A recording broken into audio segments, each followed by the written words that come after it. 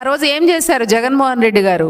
మిమ్మల్ని బలవంతంగా పోలీసులతో లాగిచ్చేసి బూటుకాళ్లతో తన్నిచ్చి కొట్టించినటువంటి పరిస్థితి.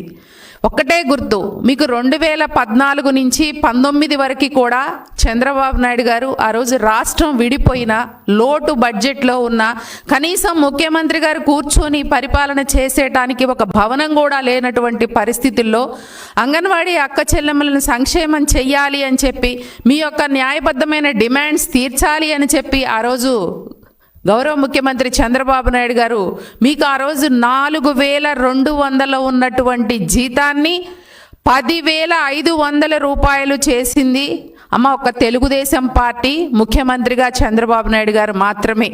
అంటే ఒక అంగన్వాడీ టీచర్కి 150% పెరిగింది, అలాగే ఒక అంగన్వాడీ వర్కర్కి 170% పెరిగింది, మినీ వర్కర్కి 121% పెరిగింది.